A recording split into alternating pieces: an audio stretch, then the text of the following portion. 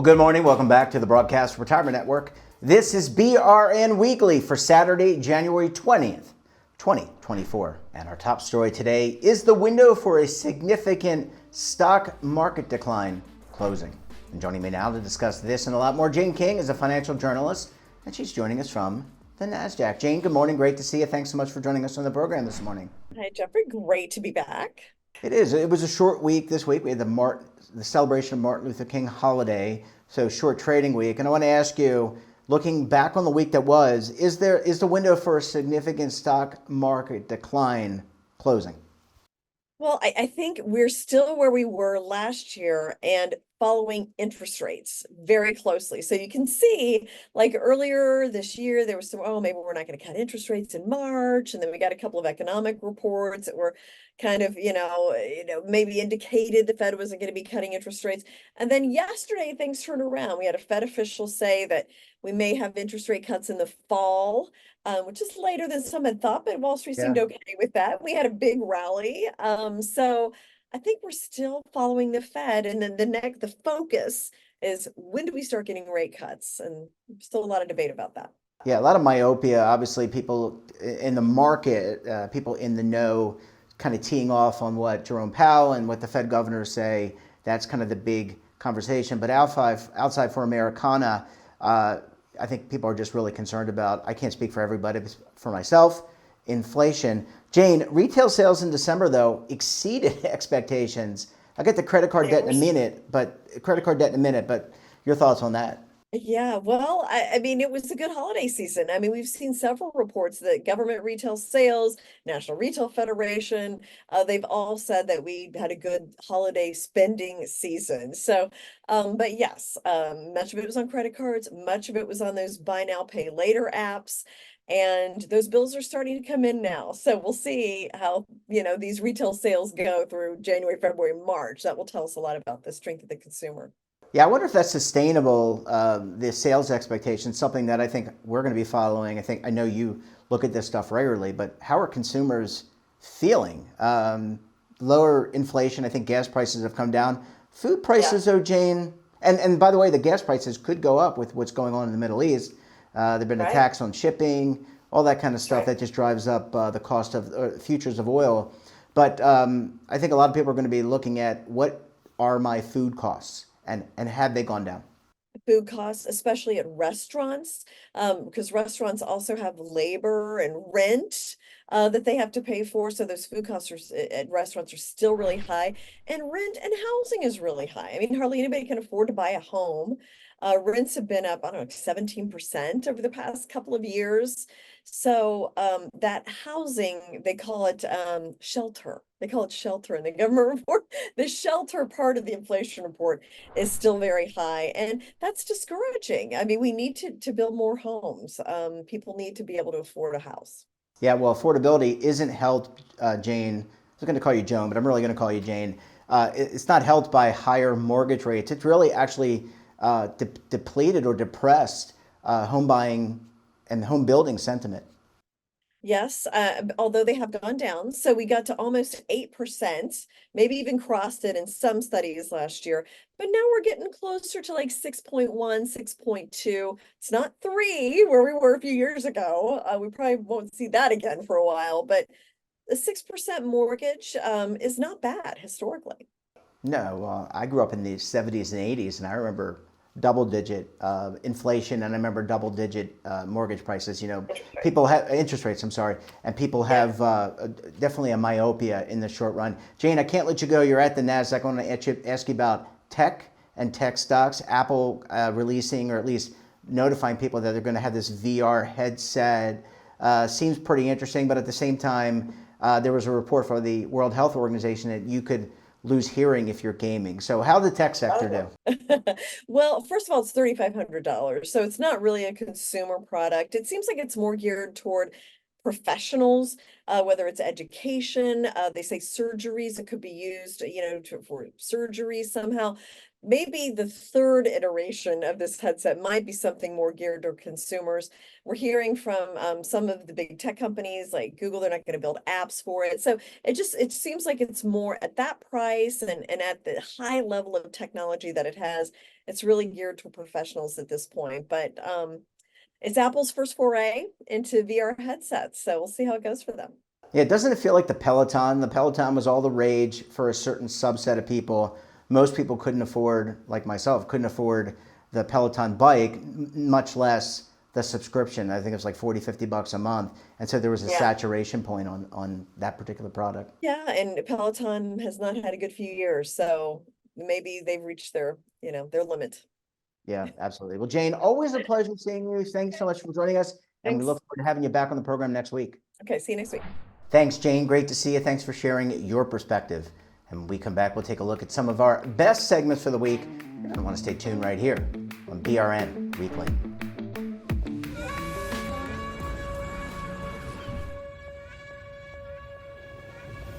Imagine a new television network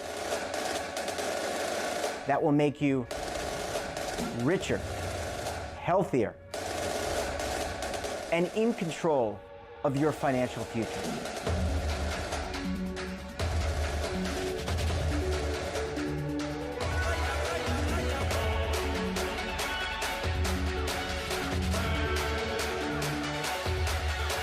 This network is for the policewoman in Nashville, Tennessee, the baker in Dubuque, Iowa, the teacher in Lexington, Kentucky.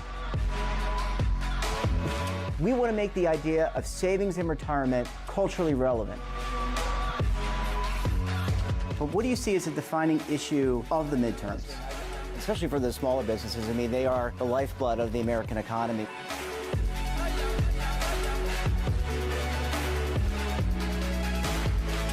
Featuring exclusive interviews, current affairs, and docuseries. 33 years old, you retired early. The philosophy is money only matters if it helps you live a life that you love. But you got to start thinking about retirement as soon as you get in. The Broadcast Retirement Network will drive very high engagement with premium partnerships. So this isn't retirement and savings for your parents or grandparents. This is for all Americans.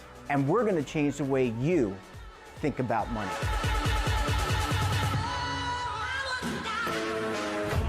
Welcome to the next frontier of retirement and savings. This is BRN, the Broadcast Retirement Network. Welcome back. It was another great week of great topics and great guests. We kicked off the week with a look at why you should have money conversations with your children early. Let's take a look. We could not agree more. And that is why our mission is to teach K through 12 students about personal finance and economics, to give them the tools and knowledge so that they can make better decisions for themselves, their families, and their communities. We do that in three ways. We advocate for it to be taught in the schools. We work with teachers so that they are supported in the schools, and we have great programs for high school students. That said, starting early is super important. Not every school has this available to them. We can talk more about that. And so the conversations that parents have with their children are really important to get the ball rolling. Teaching kids about money is like, and helping them to develop good habits around money is like teaching about any other fundamental life skill. So you start to learn to brush your teeth as soon as you have teeth. Little kids are given instruments to play, or they can bang at the piano. If you want to teach your child a second language, people always say start early. It's the same with money, because kids need to start hearing the words and hearing the language and start to get an idea of what's happening. Kids are also super curious about the world around them. So they're just little sponges. So that makes it really easy for parents to talk to their kids about things, because they're just excited to learn. They get to be teenagers and it's, oh, mom, oh, dad, oh, aunt, somebody. So we think early is really important, just to start to get the basics, as you said. We have a trading game that we do sometimes with our board. It's great. It talks about bigger picture economic things, but I've also seen the game done in a very simple form with kindergartners. And they trade flour and water and milk so that they all get the right ingredients to bake a loaf of bread.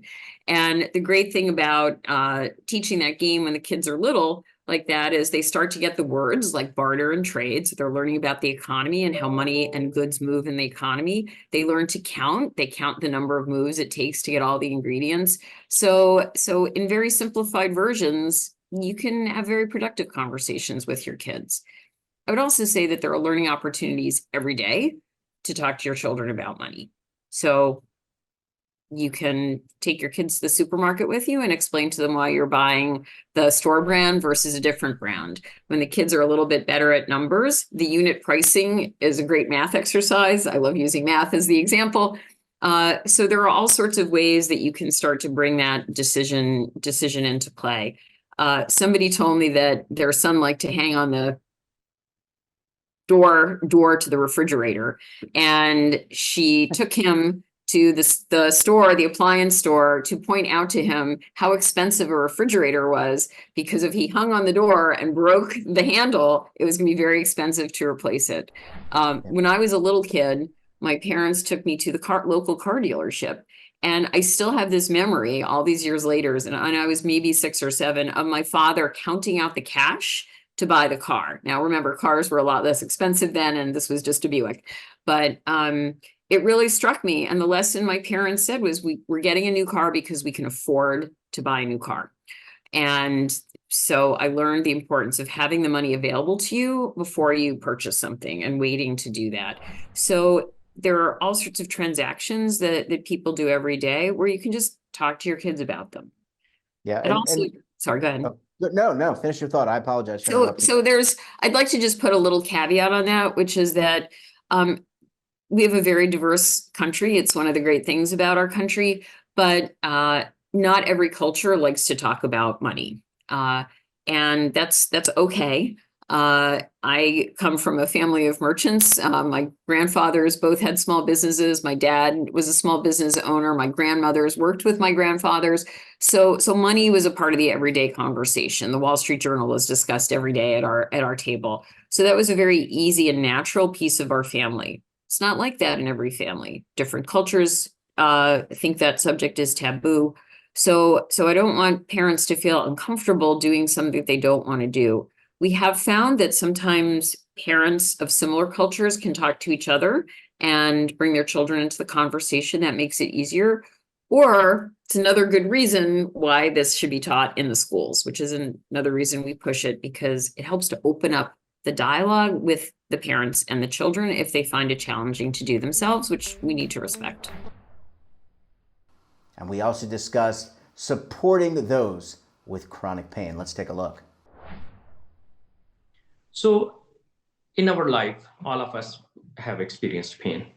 There is a process, is an injury or surgery or something, and we have pain. And that first part of the pain, which we call acute pain, has a very predictable trajectory. The healing happens, the pain goes away. But a certain number of people, a good I would say in millions, they continue to suffer with the pain even after the normal recovery has happened, which we categorize as chronic pain. How many? Millions, as I said, millions of people in the United States are suffering from chronic pain years after year after one thing has started the pain. Any particular age group? No, it does not. It can be seen in young kids to all the way to the older age population. It can be more prominent of course, in certain age groups, but I would not say it's like very much prominent. This age group is more likely to have it than other. Almost all age groups can suffer from the chronic pain. They are both mental and psychological health and physical health are kind of work in an interplay with each other. When somebody is having any kind of psychological stress, that can make their physical health in bad shape, or if somebody is going through a tough time with regard to their physical health, it can definitely have impacts on their psychological and mental health. And in chronic pain especially, it is very common that they interact with each other. They kind of feed on to each other to make things going, making it difficult for somebody to deal with it, to get appropriate treatments, and also get back to their life. So yes, there is a very big interaction between mental health and chronic pain. the most important aspect for us, for the families, and for the people who are suffering from chronic pain is try to understand what is going on, how it is affecting their day-to-day life, how it is affecting their functioning, and that can help relieve some of the bitterness, we would say, are suffering from it. Uh, the first step, as we mentioned in our blog, is to understand what is going on, what are they going through in terms of their physical pain, in terms of their day-to-day functioning, in terms of their relation with other people and their neighbors, their families, and everything. That is important to understand, and that is how we can come in to support the people and help them guide to the recovery. Understanding what is causing pain, how it is affecting their psychological health is important in this whole phenomena.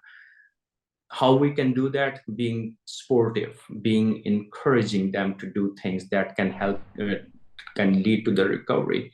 There is a very fine line between being sportive and being kind of like, enabling what we call pain behaviors, which ask some people like, oh, please don't move, it will hurt. No, that is not the right way to get somebody better. It is more encouraging them to engage in their day-to-day life, engaging them in their physical activity, engaging them in their hobbies, which can have positive impact on their mental and psychological well-being. And that is something that will lead us back to a person who is far more functioning despite their ongoing pain than not. And that wraps up this episode of BRN Weekly. Have a topic of interest, someone you think we should talk to, drop us a line. And don't forget, for all the latest curated news and lifestyle, wellness, finance, tech, so much more, all in one place, check out today's edition of our daily newsletter, The Morning Pulse. Want to search our archives? Then check out our website. We're back again tomorrow with another edition of BRN Sunday. I'll be joined by the Legal Eagles and Oliver Rennick of the Schwab Network. So we'll see you there. Until then, I'm Jeff Snyder. Stay safe, keep on saving, and don't forget, roll with the changes.